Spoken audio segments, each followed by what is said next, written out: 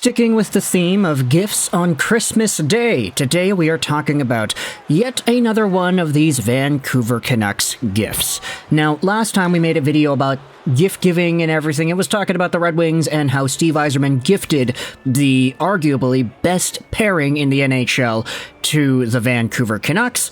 It was talking about how the Red Wings allowed the Canucks to draft Quinn Hughes, which I get it wasn't Steve Yzerman at the helm when that happened, but still. And then how Steve Yzerman gave the Canucks Filip Hronek. That pairing has been great. Now, though, we're talking yet again about another gift. This time, it's not because of what the Vancouver Canucks received, but because of what they did not give themselves. Let's head over to a tweet made by Big Head Hockey heading into the holiday break, talking about what happened on February 28th, 2023. This is the analysis, the very great storytelling that was brought up here by Big Head Hockey. On February 28, 2023, the Vancouver Canucks were considering a retool after another disappointing season. After months of trade talk and multiple down seasons, Brock Boeser was on the verge of being traded to the Pittsburgh Penguins. While it wasn't fully public, reports of the deal got down to this. Pittsburgh would receive forward Brock Boeser with salary retained, and the Vancouver Canucks would receive Marcus Pettersson, P.O. Joseph, and maybe some picks.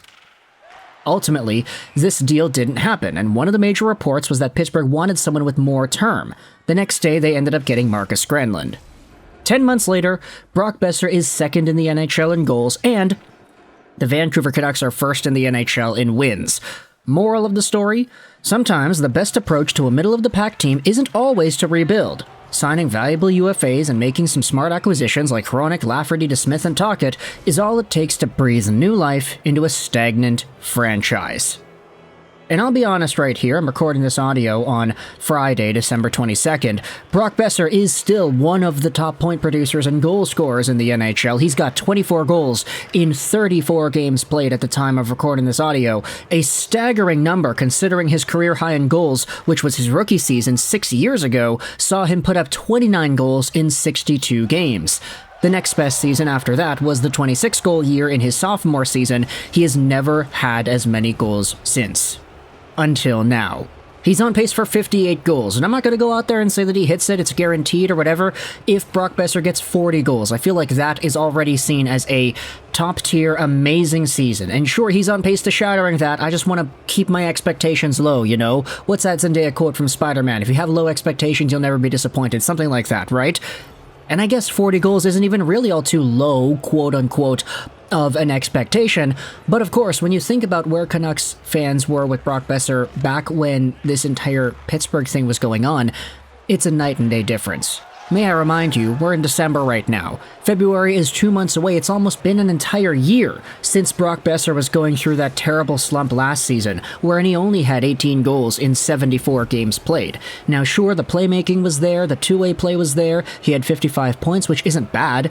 It's just, compared to nowadays, I mean, Brock has unlocked such a different level of goal scoring that we haven't seen out of him, and he's still on pace to getting a 30-plus assist year. He's only done that twice in the past. This really is a player who has taken the best out of what Rick Tocchet has told him to do and made himself a fortune for it. Now, he's scoring like a $6.65 million AAV player, and debatably even better than that. Second in the NHL in goals behind Austin Matthews, and in front of literally everybody else. Of course, that's at the time of recording this audio.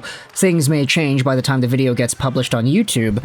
But if we take a look back in the past as to how this trade idea would have shaped up, the Vancouver Canucks were thinking about trading Brock Boeser with salary retained for Marcus Pettersson, P.O. Joseph, and picks. Now, Marcus Pettersson, for all the things that we could joke about saying, oh yeah, it would have been nice to have a Pettersson and a Pettersson and a Pettersson, two Eliases and a Marcus.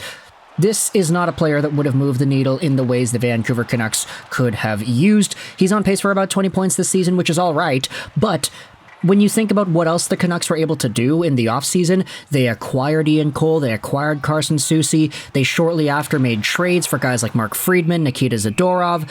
This team, whether it was through a Brock Boeser trade or not, was going to get their defensemen.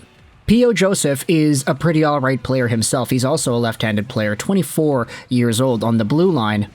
And this season, he is playing mostly up and down. He's bounced around between Pittsburgh and the AHL squad, but he is on pace for about 7 points with the Penguins. Not great, considering the overall status of what he was supposed to be. He had 21 points last year in 75 games played. I wonder what the heck's going on with P.O. Joseph now. Realistically, the Canucks would have been selling Boeser at a low point for two guys that now you could say are worse than Soucy and Cole and what Nikita Zadorov is capable of bringing. The Vancouver Canucks escaped this situation with Pittsburgh with the best player out of everybody that would have been involved in Brock Boeser, and the opportunity to get even better defensemen they were trying to get in the first place. If the Vancouver Canucks made this trade, you don't even know if Brock Boeser would have improved in the ways that he had this offseason in Pittsburgh. It was pretty much Rick Tocchet who dictated the pace for a lot of these Canucks in the offseason. The only one that didn't really follow seemed to have been Andrei Kuzmenko, who yeeted off to Bally. But other than that, the rest of these Canucks players all took a huge step up.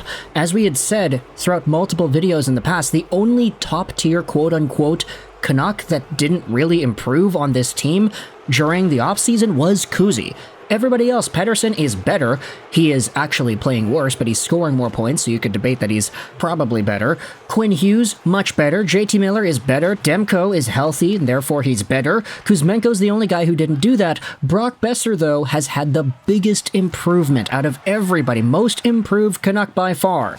Unless you wanted to talk about guys like Dakota Joshua. I guess he can count in that category as well. But still, you don't know that if Brock Boeser was in Pittsburgh, he would have exhibited the same type of growth. Because sure, if you had told the February version of the Canucks and the Penguins, yeah, if you get Brock Boeser, that guy's going to be a top-of-the-league goal scorer, second behind Austin Matthews, he's going to be on pace to shattering his career high in goals and points, there is nothing to lose here. Then probably the price for Boeser would have been even higher than just P.O. Joseph and Marcus Pettersson and some picks.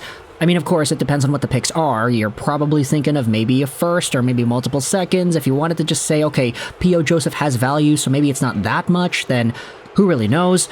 But still, there is a really good opportunity that the Vancouver Canucks got for themselves by not making this trade. You had the space to get better defensemen than Pettersson and P.O. Joseph. You still keep Brock Boeser, who is at the top of his game. And the Pittsburgh Penguins, I mean, there isn't really a dub for them in this situation at all. It's just them walking away from what was going to be an inevitable second overall goal scorer in the entire NHL. Of course, you couldn't have predicted that. But then again, if he had gotten sent over to Pittsburgh, you wouldn't have been able to say that he would have been able to do that too. So still, lots of stuff going on here. Lots of coulda, shoulda, wouldas, if, ands, or whatevers. Let me know your thoughts in the comment section below about this entire Brock Boeser to Pittsburgh thing, and what are your thoughts on how things have shaped out 10 months later? I'll tell you this, one more thought to end off the video. It wasn't just Brock Boeser that was linked to Pittsburgh in this time frame. I remember that before Mikael Granlund, yeah, it was Mikael Granlund, right? I remember right before the Granlund trade went down, everybody was talking about JT Miller getting sent over to Pittsburgh because he grew up in the area, he's a hometown guy, he was signed on for a long time, and there was term with that contract. But after the JT Miller trade did not go down and Granlund got sent over to Pittsburgh instead, we specifically made a video talking about it and saying, hey, that's not JT Miller. Like, what's going on? Pittsburgh, y'all are pulling my leg here. I thought you were going for JT. And, I mean, look, now Miller is on the Canucks. He is one of the top players in the NHL in points, and I'm pretty happy to see him still suiting up in that Vancouver sweater. So, even though there was a lot of stuff going on in this time frame that made for very intriguing conversation, you can't go out there and argue with the way things have gone since then. So, Vancouver, they've got Boeser. Pittsburgh did not get him. The Pens didn't get Miller either, and now they're stuck with a guy in Granlund who didn't even re-sign. He went to San Jose. He's doing pretty all right now, not gonna lie. But either way, let me know your thoughts in the comment section below about the Pittsburgh Penguins' huge gift of a lack of a trade with the Vancouver Canucks regarding Brock Boeser. The Canucks dodged a huge bullet. Let me know your thoughts in the comment section below. I hope you enjoyed this video. And bye.